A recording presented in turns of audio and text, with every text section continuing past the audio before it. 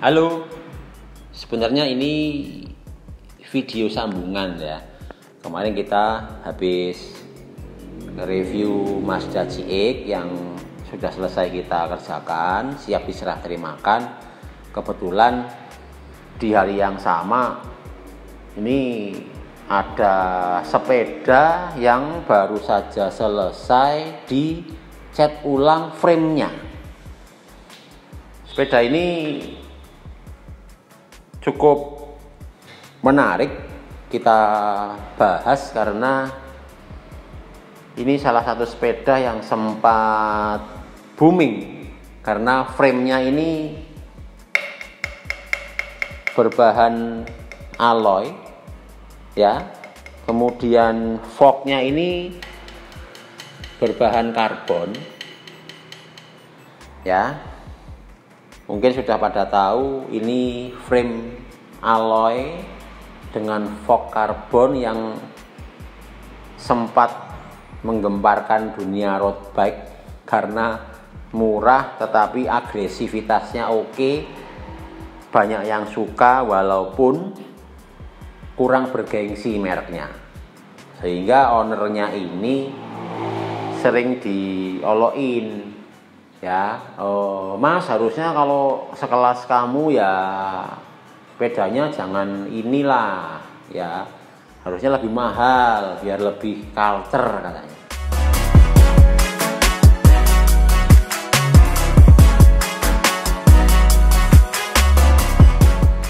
Nah akhirnya ini cukup dicat saja menggunakan cat warna putih. Karena warna putih ini sudah banyak ya yang pakai, karena kita dipercaya untuk melakukan pengecatan ini, kita punya trik sehingga cat putihnya ini kita cat dengan cat tricoat, yaitu ada lapisan dasar berwarna putih, kita lapis pakai siralik khusus yang partikelnya agak besar. Kemudian finishingnya itu menggunakan clear coat, bukan glossy tetapi doff. Nah doffnya ini harus agak tebal supaya lebih tahan goresan ya. Hati-hati, cat doff ini banyak sekali tipenya, bisa dipilih yang mudah membersihkan. Kadang-kadang kalau pegang oli atau membersihkan tangannya berminyak, pegang yang clear doff jadinya ngeflek, sulit dibersihkan. Tapi dengan cat doff khusus ini tetap mudah dibersihkan ya. Kemudian sembari kita cat frame dan fork-nya ini, sepeda ini juga di-upgrade ya. Di-upgrade grup setnya yang tadinya hanya menggunakan Sora, Shimano Sora, ini sudah di-upgrade menggunakan Shimano 105, kemudian BB-nya menggunakan seramik.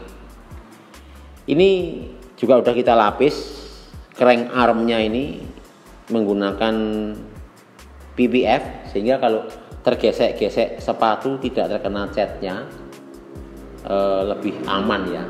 Jadi kena stikernya gitu. Nah, selain crank yang di-upgrade menggunakan Shimano 05 itu RD-nya. Ini RD-nya 105, tipenya SS.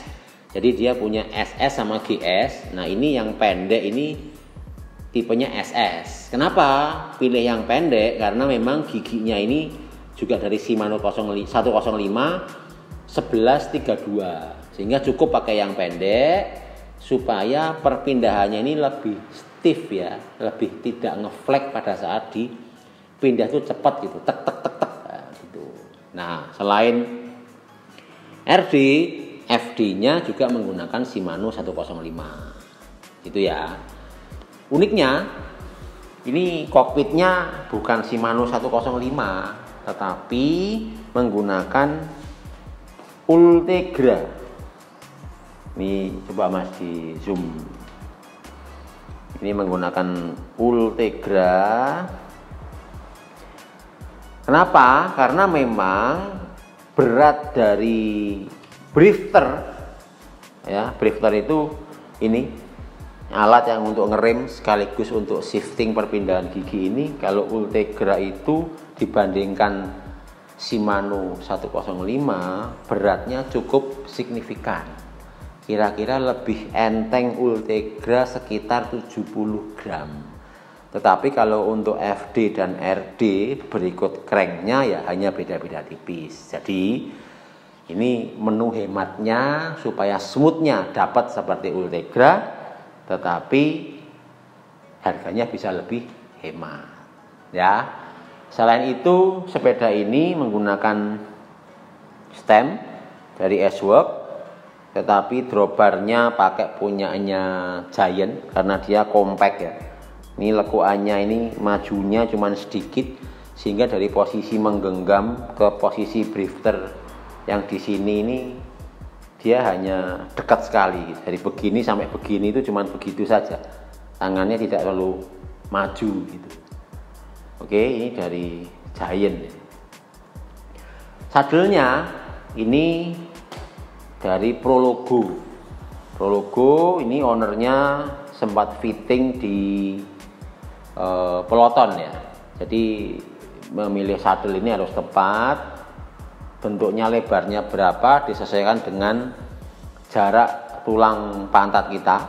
Kemudian lengkungnya ini ada yang rounded atau semi rounded atau flat. Ini menentukan kenyamanan kita saat bersepeda, terutama kalau kita sedang endurance. Dengan saddle fitting ini kita akan nyaman sekali. Ya. Kemudian teknologinya yang dipunyai Prologo ini juga ini ada semacam legoan di sini, ada juga yang bolong supaya aliran udaranya itu bisa di bawah kita, jadi tidak panas. Gitu. Nah, karakter pengendaranya ini agak sembrono gitu. Sehingga dia tidak memilih wheelset yang karbon, tetapi cukup memakai wheelset Jetfly Novatec. Loncernya nggak kalah kok sama wheelset yang lain, tapi ini alloy. Walaupun alloy beratnya nggak sampai 1,5 kilogram sepasang, cukup enteng ya. Walaupun kelemahannya alloy itu tidak sekaku karbon, tidak sestiff karbon, tetapi dengan mengencangkan setelan ruji, nah ini rujinya ini sudah kita setel ulang ya, spoke-nya ini di setel kencang sekali sehingga mengurangi flex dari karakternya alloy ya. Rasanya ya sudah mirip-mirip karbon lah. Cuman ini memilih alloy ini pertimbangannya karena dia rim brake supaya ngeremnya pakem pada saat turun, pada saat hujan tidak ragu-ragu, karena tadi itu pengendaranya ini sembrono gitu. Naik turun jeglongan gasak gitu, jadi pengen enjoy riding tanpa mikir takut karbonnya kenapa-kenapa, ngeremnya bisa atau enggak, pengennya feel free gitu dan tetap low profile. Begitu. Jadi ini saya ulang ya, frame saya bocorin aja. Ini aslinya sepeda atau frame dari Moso 792 Pro. Silakan dilihat reviewnya, pasti keren ya. Nggak kalah dengan sepeda-sepeda modern masa kini. Ya, ini dicat dengan cat tricot, dilapisi clear coat doff yang sebelumnya ditempelin dekal atau stiker tipis warna abu-abu supaya nggak seronok, tetapi itu ada fosfornya. Jadi kalau kena lampu, kena matahari di angle tertentu, dia akan menyala. Itu cukup oke konsepnya. Sepeda yang cukup ringan, bisa dipakai di segala medan tanpa rasa takut. Drivernya ingin bersepeda dengan bebas tanpa mikir resiko-resiko yang lain, dan di finishing dengan cukup baik ya. Semoga bermanfaat. Sampai ketemu di video selanjutnya. Cus.